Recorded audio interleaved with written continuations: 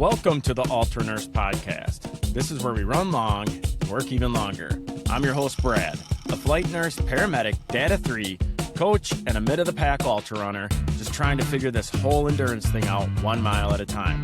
This podcast is about running, especially running long. All about balancing work, family, and everything else that comes with real life. It's super cool to talk with you finally. Yeah, it's I always love getting the opportunity to talk to athletes on the team. I did another podcast a few days ago with Justin Andreas, who is on the athlete team now, and I did his podcast when I very first started with the company. So it's kind of cool circling back, and then just the experience of being out at events even and talking to athletes is really cool. I think there was 5 or 6 of us out at the race, and then had some other athletes out there just pacing, and so it's always a very cool experience. Yeah. Well, so for anybody kind of listening that doesn't know who Ricky is, why don't you give a brief kind of who you are, Ricky? I label myself as just that kind of that average everyday guy. I'm a dad, husband, a grandfather. I've got 2 grandbabies, and I kind of just list what I do as my life is just above average, but I am an ultra runner. I'm a coach also, and then my primary job is I work for UltraSpire as their athlete manager, event coordinator, and then I do quite a bit of customer service. And so I'm very hands-on with that, and I've been fortunate enough over the last couple of years getting to travel and being part of Cocodona, TrailCon, and going in to events like that. The Bear is another one that I've had the opportunity, and moving forward, I'm really pushing and trying to get to some other events across the country that we want to support and are starting to support. And so it's a pretty cool job to have. And a couple of years ago, I never expected to be where I'm at with it. Ain't it awesome? Ain't it awesome? Looking back and being like, what happened? How did I get here? I was going to say, my contact list and people I have reaching out to me now that I have looked up to and idolized and just respected over the years of being in running, and it's now they're reaching out to me for things and contacting me. My life is very weird some days with text messages I get from people that I always feel like have no business texting a guy like myself. So you just finished one heck of a mountain race. Crazy Mountain 100. Yeah, it was something. The mountain range is called Crazy Mountain for a reason, and it was one had me questioning everything that about my life at moments of it. So is this the first year you've done that one? It is. I had put in, it was kind of my A goal race for the year. I told myself this year going into running or racing wise, I was only really going to sign up for one race. I've been running and racing so much, it's just getting to the point of it's taken a toll and tax on not only myself, but family and stuff like that, to where I need to kind of prioritize some of that stuff a lot of times a little bit better than I do. So I got the opportunity that it's a weird registration. It's like 6 o'clock in the morning Mountain Time on a Sunday. And so I got up at 5:30, got everything logged in, and ended up selling out in 3 minutes. And I was one of the fortunate people to get in. They crashed Ultra sign up like the popular races do now. And I put in, I never got my actual confirmation from Ultra sign up like you normally do. And then it was 11 o'clock in the morning, 4 or 5 hours later, I finally got a confirmation, said my payment had actually gone through. And then maybe an hour after that, everybody got the email saying, hey, there was a big problem with the registration. They let in 60 extra people than they were supposed to. And please check your email. If your registration number's this or below, you're in. If it's over this, then with not getting that registration like I did, my heart sank and thought, well, this was my one race I wanted to do, and I may not get the opportunity to do it unless I'm close on the wait list. And fortunately enough, I was the 18 people under their limit, and so I ended up making it in. And that was my training for about the last 6-7 months was solely. So I say it was solely for Crazy Mountain. I had actually put in for Hardrock also, and it's just what you do. If you want to get into Hardrock, you have to put your name on the list. And this was my first year putting in with only one ticket, and I got pulled on the wait list at like 14 to start off, and then instantly with guys like Caleb Olson and I can't remember the other guy's name pulling off, I dropped to 12 almost instantly.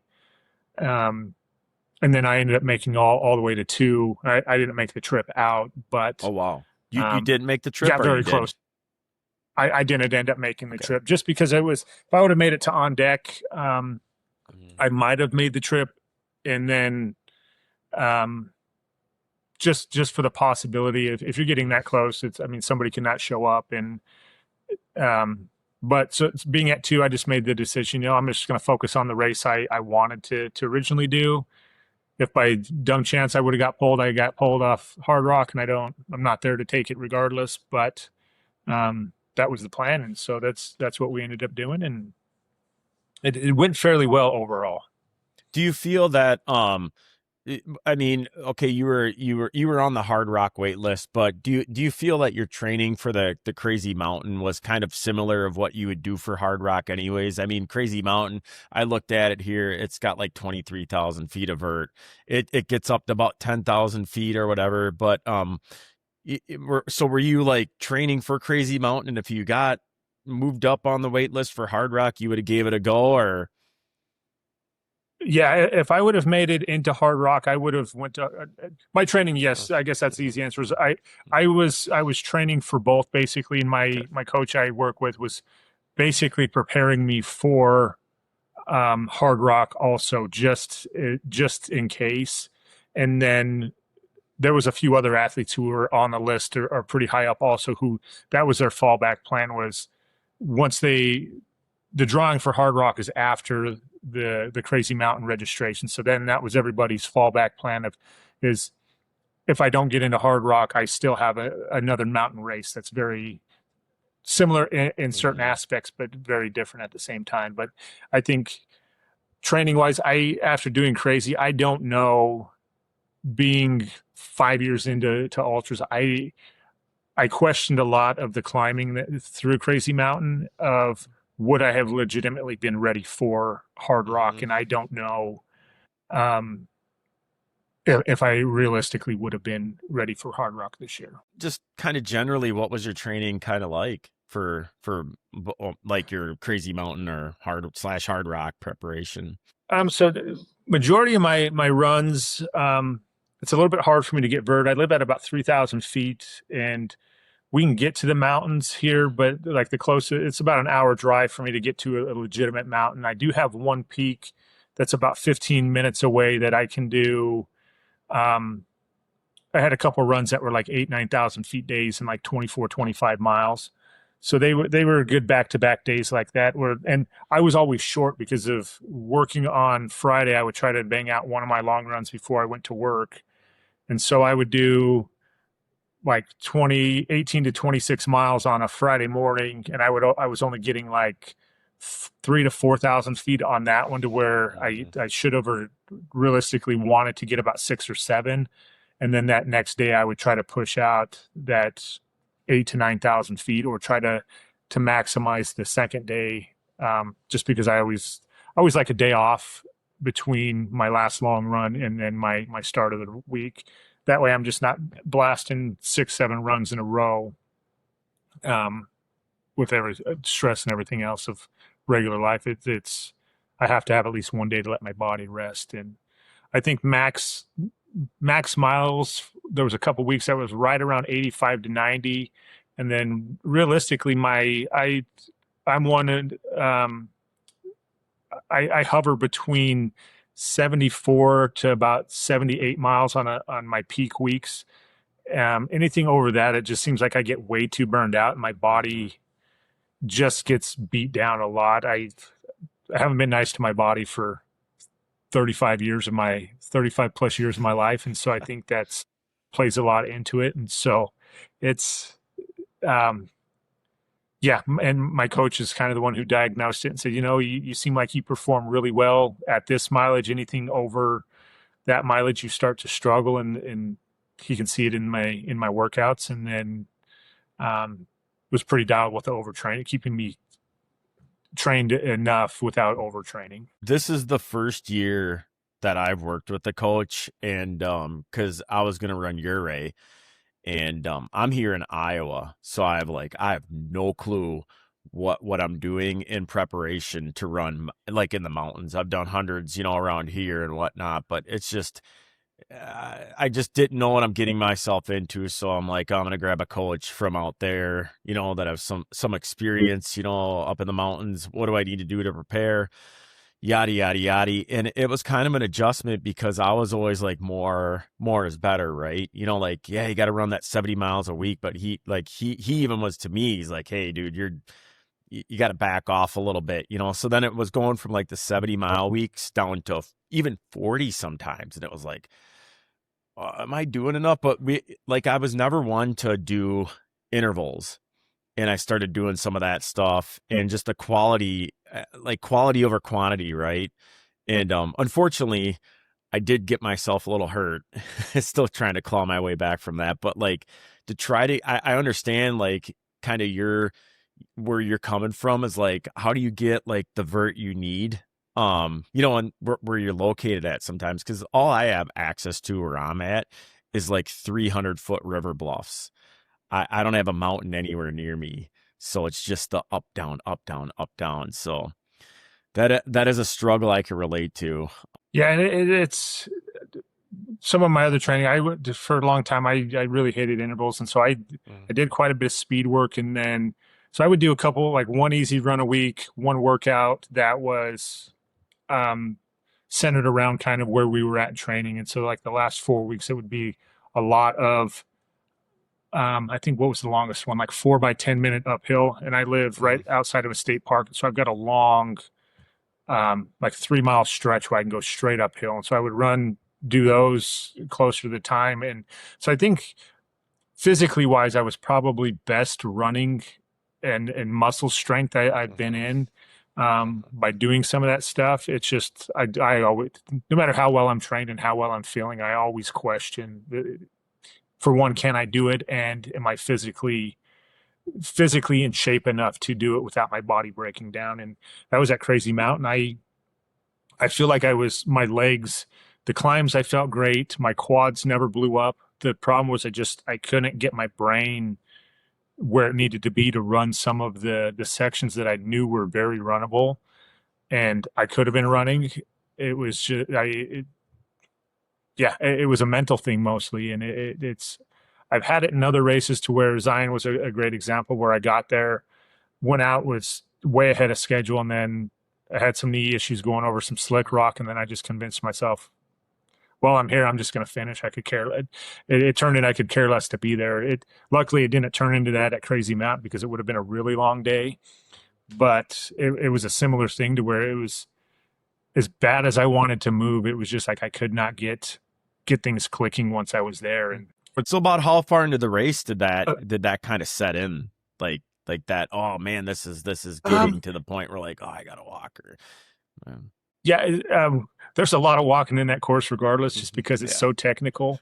But I would say probably 37, 38 miles in is when I really started. When you make one big climb about 25 miles in, and then you drop down into this valley, and it's a very remote aid station. And then from there, it's 11 miles to the next aid station, and you make this monster climb up over a peak called Conical. Okay. And so I got to the top of there. I felt great. I was a little behind on my hydration and electrolytes. And so I started cramping.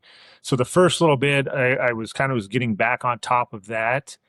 But then once I got down to a little bit more of the runnable stuff, it was just like, I don't know if I was behind on calories, which I never felt like I was behind or depleted of that. But it was just like, I'd go 100 yards and then I would start walking, and then I'd walk for a mile, and I'd be like, okay, now run the next mile. And I would get quarter mile in, and it would be the same thing. And so it just ended up being that pretty much the next, I went until the finish pretty much. And it was rough not being able to make my body do what my mind was really wanting it to do.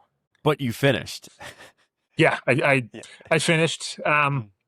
That's one thing I tell a lot of people, and I think where I really strive is I am for being a very mentally weak person in a lot of aspects of life, and having a lot of struggles. I thrive in kind of those weird high pressure situations, and I I think no matter how bad of a day I'm having at a lot of races or how bad things suck, I've dealt with enough things in my life, seen things and dealt with things that it's nothing is ever going to be as bad as things I've dealt with and seen. And so it's kind of that motivator of just keep going.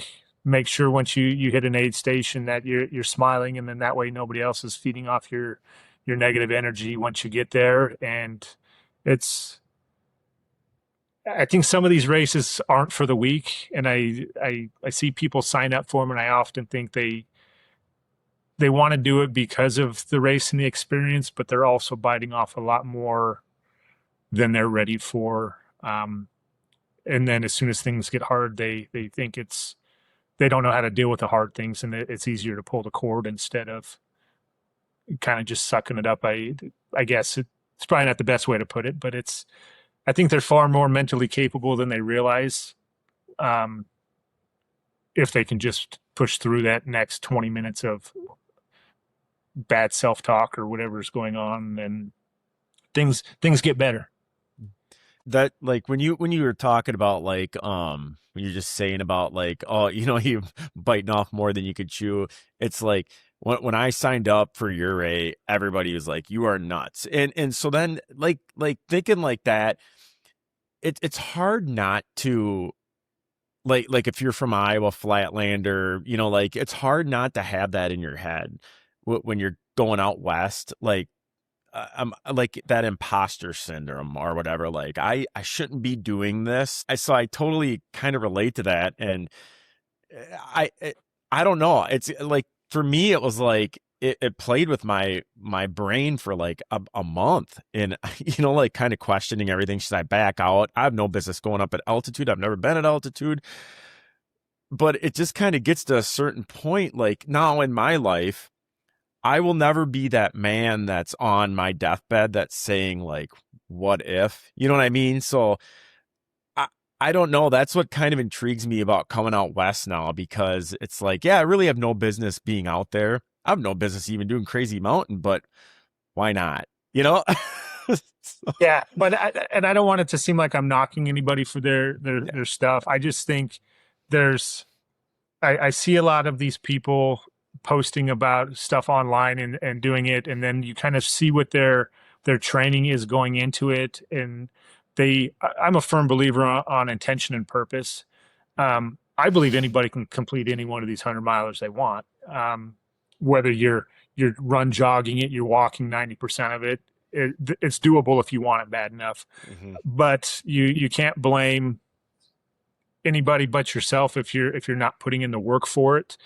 Hmm. Um, and DNFs are going to happen regardless. I've been fortunate enough to where I've been mentally able to power through them and completed all of my races I've done so far. Hmm. But there's that very realistic possibility I go out and turn an ankle or I take a Hmm. spill and something's that bad to where I can't finish. I at least want to know that I gave everything I had, um, and pushed myself to that point. And I'm just like you. I sign up for these races and it scares me to death. And I think, you know what? That's just my motivating factor of why I'm going to push even harder during my training to Hmm. make sure, I'm getting the work done. And then that way if it doesn't work out, it doesn't work out. But I know that at least I did everything I was capable of leading up to that Hmm. point of something bad if and when it happens. I like going back to what you're saying about like the mental part of it. I tell people my main mission in life and like the whole thing behind my podcast or whatever is to try to get as many people into this madness that I work with. I do healthcare for my primary job, but I just think it's one of the greatest sports. Not only, I mean, yeah, it's physically good for people. I think to a certain extent, like the training is certainly not going and running 100, 200 miles. It's not good for your body to put, the trauma through it. But like the training for it is excellent for health, in my opinion. The intervals, the thresholds, like the strength training.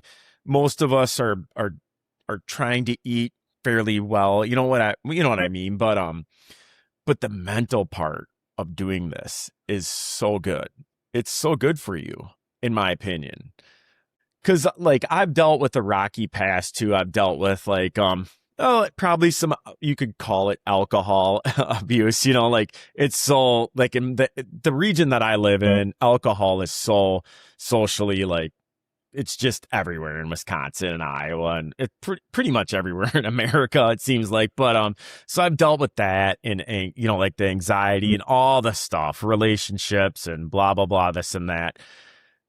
But ever since I started running ultras, like everything started to kind of, I don't know, maybe it's an addiction, but it's a healthy one for me. Everything in my life started kind of improving from just the challenges that being out on 100-mile course, because I always describe to people like it's very relatable to every aspect in life is running an ultra marathon, because you're going to have these moments that suck.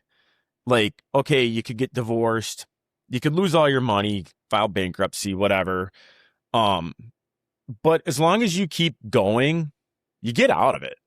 You know what I mean? Like just one foot in front of the other, no matter what. I mean, it relates to everything in life. Just keep moving forward and it gets better. So like, they're like, oh, when you're down in mile 60 and you're like, I'm going to quit, whatever. You know, as well as I do, that if you just keep going, it's going to get better. It might not be better for long, but it's going to be better eventually. And then it's probably going to get worse again and then better and then worse. But as long as you keep going, you're going to get to the finish line. Yeah. And I always tell myself too, and I tell some of the athletes I work with, it's just like, you have to remember, this is something you voluntarily signed up for. If you know it's going to suck, put a smile on your face and just suck it up and just do it. Enjoy the suck part of it. That's part of what it is. And enjoy your scenery. Guess what? Eat a snack and keep walking. And sooner or later, who's to say somebody's going to come up who's struggling just as bad as you are. And then you turn each other around because you make each other laugh over something silly in the middle of the night. And it's one of the things I've loved about just being in the community. You never know who you're going to meet. I mean, complete strangers become your best friends within 5-6 hours in the middle of the night. And it's kind of a wild sport, but I do think very similar to you, to where it is somewhat of an addiction, and replacing, even for myself, replacing one addiction with something else later on down the road. But at least it's something healthy where it's not taking its toll on other ways. Similar with you with alcohol and stuff did for me when I was younger. I haven't been to too many races or runs or bump into it's just good water to swim in. I haven't met a whole lot of like bad people in the sport. You know what I mean? Like I haven't been on a trail and just ran next to somebody and been like, I don't like that guy, or like that's like negative. He's a negative person. I want to get away from this person, or like, it just seems like a rude guy. Like 99.9% of the people that I've interacted through with this sport have just been really good people, interesting people, successful people. A lot of like ex-addicts. Yeah, I don't know if you noticed that too, or. Yeah, over the years, I've had two experiences where I've had one male and one female rub me the wrong way. One was actually at Crazy Mountain. There was a pretty popular influencer running not that far ahead of him, and he was kind of bad mouthing him pretty loudly when I was kind of running behind him. And I just kind of, I bit my tongue. I wanted to run by him and just say, man, jealousy's a nasty thing to have, or something along those lines. But I just left it. And then, funny enough, the guy ended up dropping pretty early in the race. And then there was a time at the Bear, the first year I ran the Bear 2 years ago. You go up this really tight, narrow path right at the beginning, and there was a female runner she's pretty well known in our area. So it was kind of disheartening to see something like this happen. But we're going up, and it's really no wider than one person going through this stuff. She came around me, didn't even say anything, kind of brushed by me, and I didn't think anything of it really. Then the next guy, like, she kind of shoved and shouldered out of the way so she could get around him. And he kind of was like, what are you doing? You could have said, hey, on your left, or excuse me, something like that. And she didn't even acknowledge it, and she just kept going. But out of the hundreds and hundreds of people I've been around, either pacing, crewing, running races with, those are and it's, I mean, that's probably the 0.01% that I've seen negative, but everybody else is amazing. So what would be the hardest race that you've done? Would you say it would be Crazy Mountain? 100-mile wise, I think Crazy Mountain was probably, you know what, I even think aspects of Crazy Mountain were harder than Cocodona even. Right. It beat me up really, really bad in different ways. And I've told people, my dad and some other people I talked to, it feels like it took something from me that I haven't been able to replace, which is a really weird feeling to have, of having something like a race or just an experience like that feel like it drained you or took something from you that I haven't gotten back yet, which is, I don't know how to really explain it, but that's what it feels like. Which is very, very strange feeling, and feel like I'm missing something is what it is. I really wanted to, I am intrigued, with Ultra, I'm a fanboy, I'm an athlete. I've been wearing UltraSpire for a while. I just really kind of wanted to talk a little bit about it. What's it like working for that company? Cause you've been with them for how long now? Close to 3 years. I was on their athlete team starting in 2021.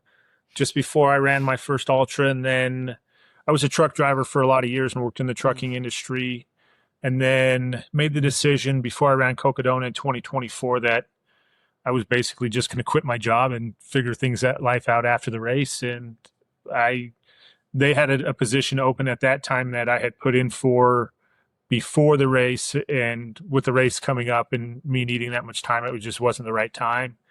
And then maybe a month after the race, Bryce had reached out, and I was just going to go work part-time for the time being of kind of inspection and helping with shipping. And then a little while after that, the previous athlete manager decided she was going to leave. She was going back to school and was living on the East Coast. And so it's kind of just luck of the draw, basically, of timing and being in the right place at the right time. And I've been there ever since. And it's a very small company. There's only 5 of us full-time who work there full-time. And then we have a couple part-timers, and then our IT guy's remote, our web developer guy, he comes in only a couple days a week. And then our marketing guy's only there a couple days a week. So we're realistically, for having the name we do now, it's still very, very small company. I think that's attractive to me anyways. The small aspect of it. It's got a big name. It's very well known, but it's still I look at it like it's small business. The thing I wanted to kind of ask about is, though, that I'm interested in is okay, you have the Alpha, that's an awesome vest. You know what I mean? who decides okay, now what do you do with that? Because in my opinion, that's like a perfect vest, right? So like, what's the mindset when like, oh, how could we make, is it like, how could we make that better? What do we jump from that? You know, like when developing new products or something like that, you know, like. Most of them have about a 2 year lifespan between generations. I would personally like to see like the number go away because it causes a lot of confusion with people think based off other brands that Solomon's a perfect example where they have the Solomon add skin 5 or there, and that's to signify what liters the pack is. But so it just kind of goes into the development process of every couple of years. Of course, you want to make color updates, configuration updates, and it just kind of goes through the process where Bryce is the sole designer on it. And then we work with a lot of the athletes on the team of what they like and don't like. And then once we get to a point where they start changing, then we get prototypes in and start sending them out for testing and seeing what's liked and not liked. And it just kind of goes along those lines. So it's currently we have a new alphas in the works to release in January, and that's the one I've been running in, wearing the most. And it's the same thing. We kind of looked at the problems with the side pockets that we had the big open pocket and the zipper pocket, and it was kind of one of those things where people were having issues with either having things fall out of the open pocket where they weren't putting things in the zippered pocket to somewhat hold them down. And so we actually went away from that pocket completely, and it's going to be just one big large pocket now that kind of overlaps the flask pocket, which for me, I think it's a great change. It kind of simplifies things. And then it's kind of as the sport evolves and changes, of course, material and things like that change. And so it's integrating how to keep things, the structure and quality, but still build it on a lighter, more breathable scale also. And that's just, and then of course now the exotic fabrics are coming out with like the Dyneema, the Challenge cloth, things like that we're leaning into heavily with kind of the longer distance stuff. And then this last year we've started introducing what's called the Pure Mountain running line, where it's more not necessarily race based, but more for those long adventure type people or a long day in the mountains versus something you're going to need that's lightweight and quick. So would you say like on average, and I know this is going to be a hard question because there's so many variables that go into it. So like from design to release, what would you like a time frame? Because I have no clue anything about like manufacturing or anything like that design. You're probably about 1.5 years minimum, majority of the time. By the time Bryce, first run of everything gets patterns cut, designed, everything sewn in our warehouse. He has a sew room in the top of our warehouse and office that he basically cuts everything out there, makes the first generation, and then we send it off to the factory. Then they produce the first few prototypes, and then that's kind of how we decide fit and how things are working. And so it goes depending on who's going to be testing it. A lot of times over the last couple of years, I've been a tester for sizing because I'm a little bit on the bigger side. And then different versions or different things come of that we look at and say, okay, well, here's a weak point on this vest. And perfectly, I have my new alpha here. So it's a perfect example through. It's going to be a different stretch on this pocket. It was a single stitch through here. Within running 40 miles in this pack, I busted the seams across here because we're putting a different material that's stretchier through here. So instantly we get with the factory and they make a change to a zigzag stitch on there. That way it actually moves in like an accordion, will stretch and compress back with movement instead of being that single line stitch. It's just a lot of little things, whether the cord locks are too weak to hold the cord, if the flasks are going to bounce around, what changes need to be done that way. We're moving away from a sternum system that we had used previously to an adjustable sternum system that we'll have the patent on.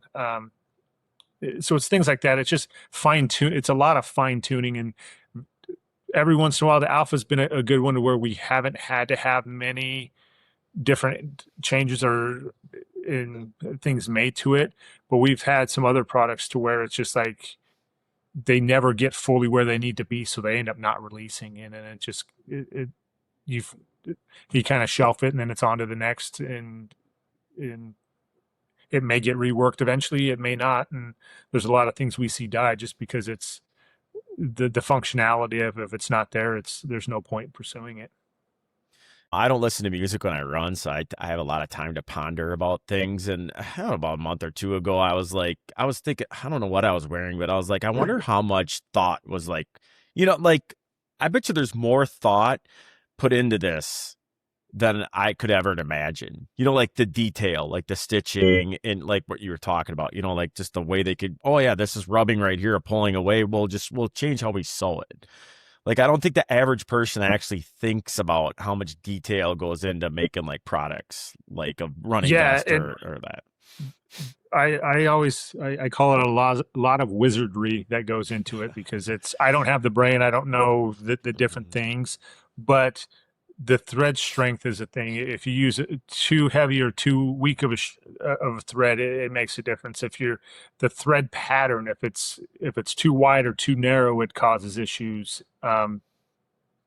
The millimeter, they do everything off millimeters, so it's like if it's a millimeter too narrow, or it's just those little tiny fine things that the back end of the consumer at the end of the door doesn't ever see that, but it's once you're into the industry and you kind of see the work that goes into it, it's a nonstop job. And then there's a lot of days, if Bryce has a project going on, I'll get to work anywhere from 7:30 to 9, depending on what I have going on. And there'll be days where we show up and the lights are already on upstairs, and he'll let us know. He's like, well, I've been here since about 2:30 this morning. I couldn't turn my brain off. And then he'll go home and take a nap at lunchtime, and then he'll come back and work until 10 or 11 o'clock at night, just because he wants to make sure things are right before the next one is brought in. And it's a lot of time that goes into these products that it's very cool to see kind of the care and love that he actually has for the industry. 100%. And you could, like, again, I run it a lot in the Synaptic belts, just because where I'm at, even on the hundreds that I run, it's every 5 miles I'm hitting an aid station. You know what I mean? But I've run thousands of miles in those Synaptic belts, and they look brand new. Like I literally, I ran 2,700 miles on my last Synaptic belt. That's a lot of miles, in my opinion. And it still looked pretty much brand new. Well, we have, we're not technically affiliated with him. His name's Cam Balsner. He ran around the perimeter of the U.S. a couple years ago, and he did it solely wearing a Speed Goat. And I don't know how many miles it is, but he said it was about the last month it finally wore out on him. And I'm thinking, you're going, it's got to be 7,000 miles, I'm guessing, or something crazy like that. And so it's just, there's a lot of quality that goes into them, and they're not throwaway pieces by any means. I mean, every product is going to have a lifespan, and to a point, you're going to have failures, and that's just part of anything in manufacturing. But for the most part, we realistically have very little things that I have to do warranties on within that year to 2 year mark. We have a 1 year warranty on everything, but you'll get stuff that people are like, hey, I've had this for 4 years. I don't want to see it go. Is there any way to fix it? And if you're putting thousands of miles on anything over 3 to 4 years, it's your cost per mile on that pack is pretty low, and you got your money's worth. Yeah, you got to throw away the old socks at some time. You know what I mean? Like, you got to let them go. Yeah. So wrapping up, if there's one piece of UltraSpire that you couldn't live without, equipment wise, what would it be? I'll tell you mine first. It'd be the 850 Duo light. The light, I I love it. I love that light. And I love the fact that I could pop that holder adapter thing out, and that I could put it on my Synaptic. I could put it on my Mountain Racer belt, which the Mountain Racer belt's fantastic. So those are my two go-to at nights. I'll always have one of them on. But I love that 850 dual light. Yeah, that's my go-to light also. I'm gonna kind of find the loophole in your question, because mine is now integrated into my Mountain Racer to where I never take it off. And so I just think my Mountain Racer with my 850 in there is probably my go-to. I need to be better, and that was one of my downfalls with Crazy Mountain, of not training with a heavier vest, because I run in a belt so much now. But I go anywhere from 5 miles to 30 miles just wearing the Mountain Racer, and it's I can start in the dark and have my light on there, and then as soon as it gets light, turn my light off, and as long as I have a water source, I can get that thing loaded up about as full as I can get it.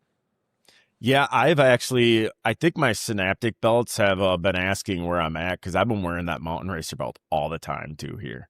But that was a perfect combination. That Mountain Racer belt I fell in love with, and then I was gonna wear because I've never just been a big vest guy out here, but I'm like, all right, I'm going out. Urias is gonna be a pretty gnarly race, and I'm gonna have to carry a lot of stuff on that one. So I have the oh my gosh, was it the Zygos? Zygos? I think it was the Zygos. Yeah, right? Zygos, yeah. And that is a lovely vest too. And I loaded that thing down on my training runs, and I thought that was a perfect combo for like a long expedition. And I don't know, I haven't tried the Traverse out yet or anything like that, but that Zygos was a very comfortable pack. So yeah, and if I would, the Mountain Racer would have been out 2 years ago for Cocodona, I probably would have paired that with the Zygos, and it would have given me everything I needed between the carry capacity and then just being able to have a little bit more, and then have my light with me the same way the full time. And I think it would have been really good. Well, I don't want to take up any more of your time, Ricky. I know you're a busy guy. So what's next for you? I mean, I know you just finished recovering, but what's in the horizon? This is the first time in probably 5 years I don't have anything on my schedule. I don't have anything planned. I don't have anything I really want to do. I was kind of just wanting to take a break and not have anything really set in stone.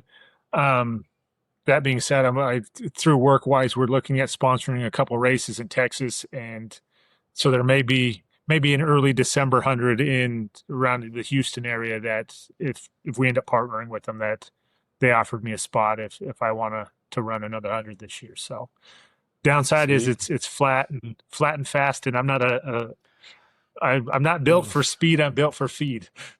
Yeah, I don't know about them flat ones. I talked to a friend that ran Tunnel Hill, and it's on a railroad bed. I think there's like 30 feet of elevation gain on the whole thing, and he said his hips were absolutely destroyed from it. Yeah. He said he'd run. He said he's like, I'll go run hard. He's never done Hardrock, but he's like, I'd rather go do Hardrock than run a flat 100 again. He said he said by mile 60 he could barely run.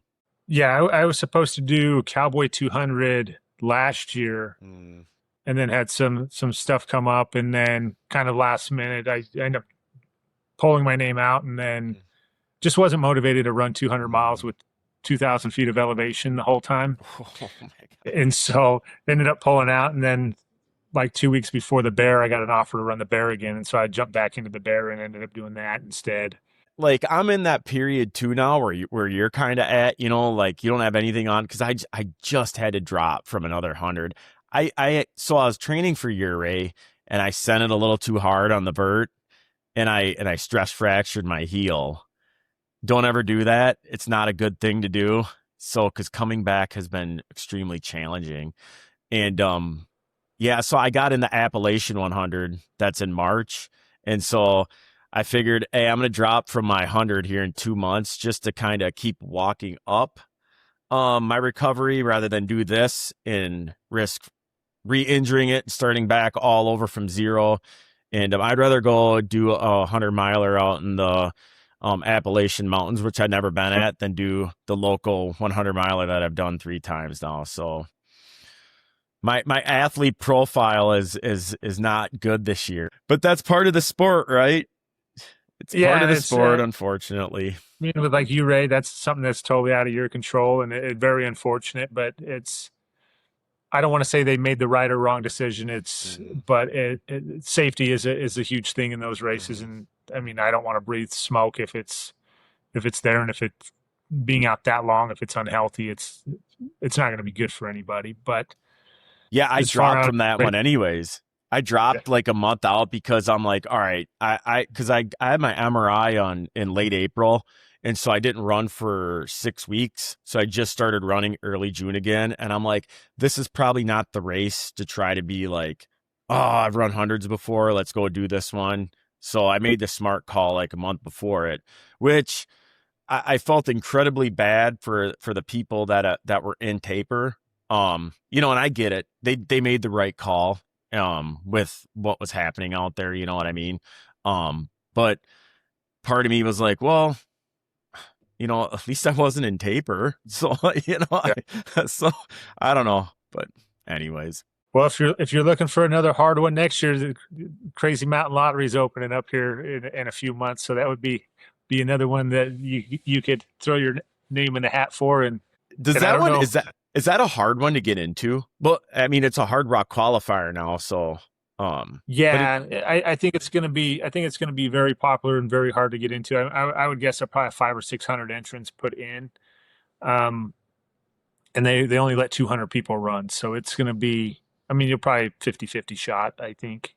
Nice. And then they're going to make an exception for people who have ran it multiple years. They'll give them, similar to other races, to where if you've been there and they want to keep the family that they have built over the last 5 years together. But because it's on a family farm or something like that. Is it on family land? Yeah, and Megan's a farmer or rancher herself, and so it's all everything about the race is very intentional, and that was my draw to it. Very well put together, probably one of the best organized races that I've ever done, between start to finish. I did a ride up through Team Run that kind of outlines everything, but it was probably experience wise 10 out of 10. From the time you show up to the time you leave, you feel like you belong somewhere, and it's very special. Nice. And then of course the hardware you get when you do finish is probably one of the best in running, from what I like to say. Ain't that sweet? Yeah. If you haven't seen it, it's a big one, and it's about as I saw your picture online. Look at that. That is awesome. I mean, it's probably the only buckle I'm ever going to actually wear. I even ordered a special belt this last week to put it on that will match kind of the theme of the belts or the buckle. So that's great, man. Because where are you at? Where's hometown for you? I live just outside of St. George, Utah.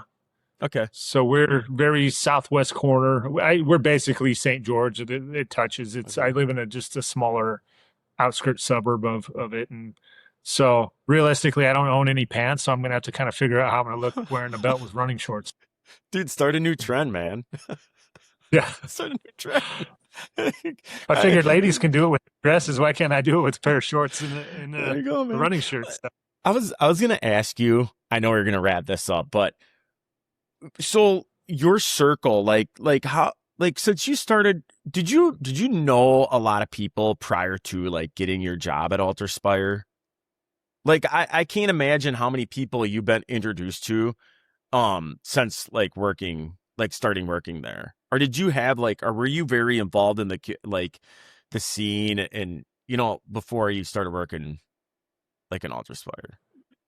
No, I'm still consider myself just as big of nobody as now as I did when I was then. My first interaction was I had bought a handheld from the local running store, and it was missing the O-ring on the inside of the cap. So I took it out.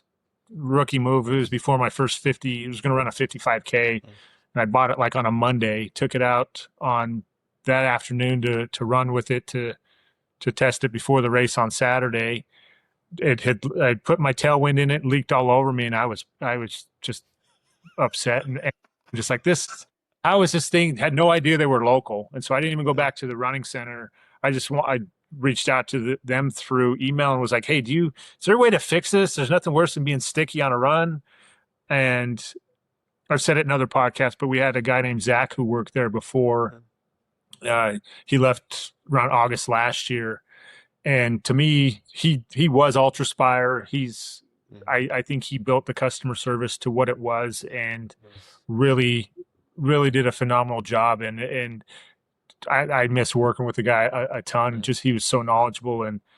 But so he ended up contacting me back and saying, hey, we're local, so you can either drive down here and get the O-ring, I can get you fixed up, or if you don't have time to get down here, I'll meet you before the race and get you this O-ring you need. And that was my first experience with the company.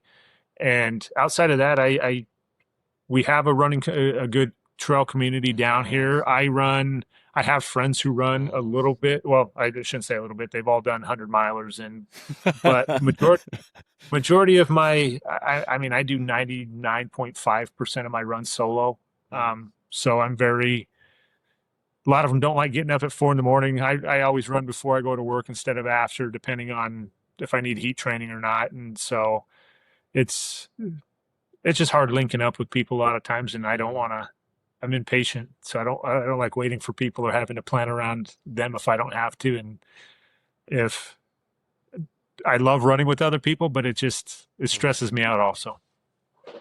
Oh, yeah. And I actually think that running solo helps you when you're running 100-milers too, because you're not going to have people by you sometimes too.